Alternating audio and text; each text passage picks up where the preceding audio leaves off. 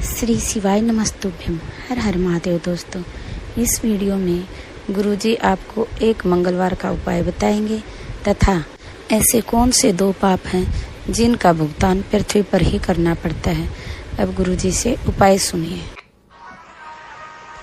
कभी मौका मिल जाए, विवाह शादी में देरी हो रही हो, या कोई नया कार्य चालू कर रहे हो उसमें देरी हो रही हो, या कोई सर्विस के लिए नौकरी के लिए जा रहे हो और वो कार्य नहीं हो रहा हो, तो एक धतूरा, केवल एक धतूरा, उस धतूरे को फोड़कर उसके अंदर का फल निकालना, उस फल को शिवलिंग पर चढ़ाकर 1 लोटा जल शंकर भगवान को समर्पित कर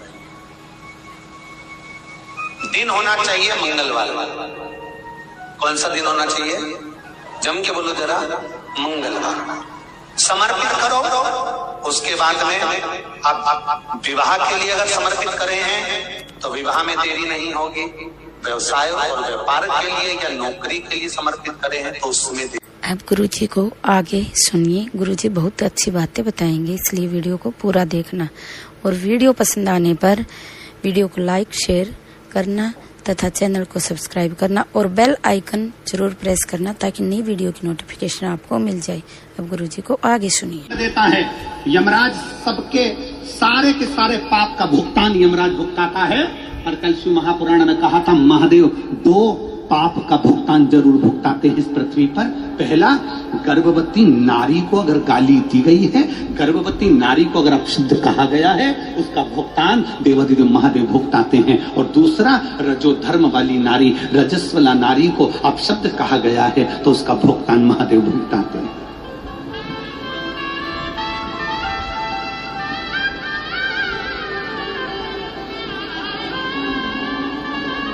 दो समय उसके पाप का भुगतान महादेव भुगतान देते हैं। थोड़ा समझदारी रखो अपने भीतर, थोड़ी सतर्कता रखिए अपने भीतर, थोड़ी सब्र रखिए अपने भीतर। आपको कहने की जरूरत नहीं पड़ेगी, आपको किसी को दंड देने की जरूरत नहीं पड़ेगी, वो है देने वाले। आपको बोलने की जरूरत नहीं पड़ेगी, वो है बोलने वाला।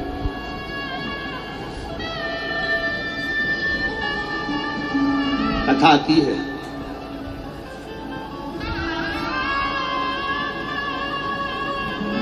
शिव महापुराण की कथा में एक वर्णन आता है कि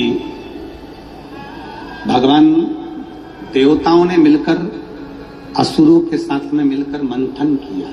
मंथन, इस मंथन में सबसे पहले गौ माता निकली है। गौ माता के बाद में विष निकला है।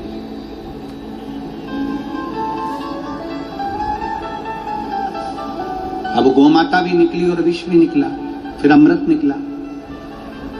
मंथन में बहुत कुछ निकला।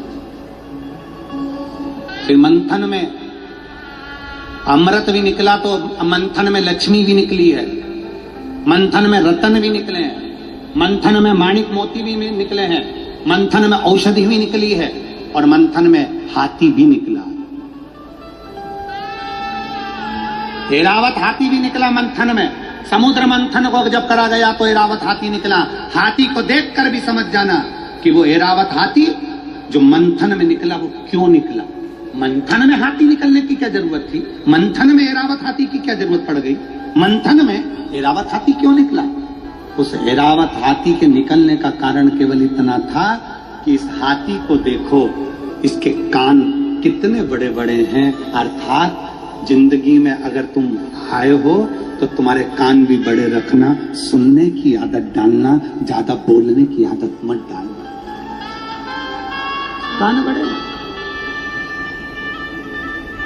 मंथन में हाथी निकला तो ये बताने के लिए निकला कि हाथी जब चलता है, हाथी जब आगे बढ़ता है तो बहुत सारे गली के कुत्ते पीछे पड़ते हैं।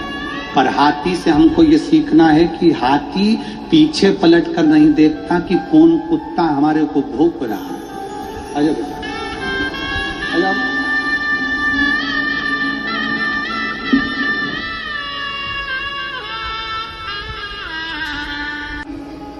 हाथी को पलटने की जरूरत नहीं पड़ती, वो अपनी मस्ती में चल रहा है।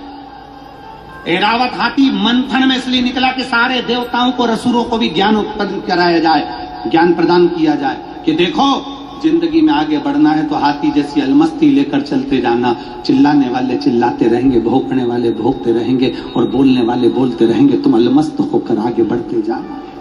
यह हाथी की एक श्रेष्ठता, इसलिए मंथन में ऐरावत हाथी निकला है।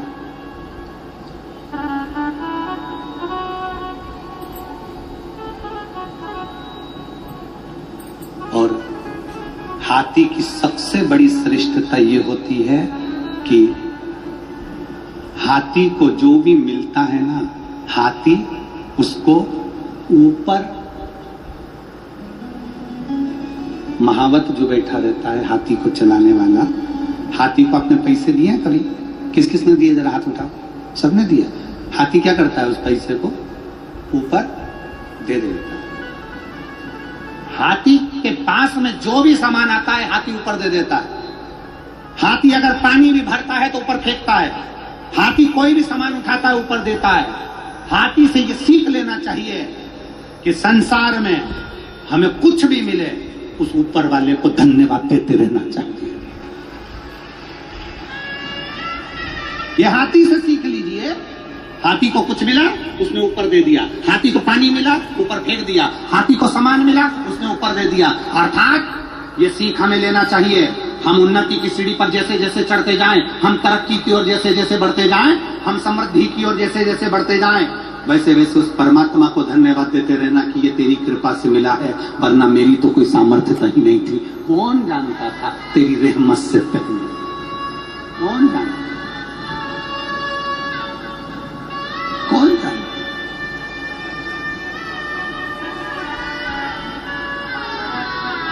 और मैंने तेरे ही भरोसे बाबा, तेरे ही भरोसे हवा विच उड़ती जावांगे बाबा, डोर कटी जावांगे बाबा, मैं तेरी शंभू में हवा बिच उड़ती जाऊंगी बाबा, डोर हथो छठी हटी। उसको धन्यवाद देते रहो हर पल, हर घड़ी, हर क्षण उसको साधुवाद दीजिए, ये तेरी कृपा से हुआ है।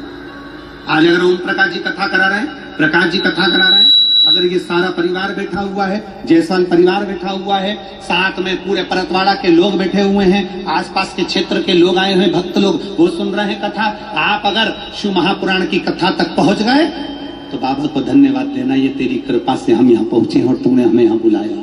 हमारी सामर्थ्यता नहीं है,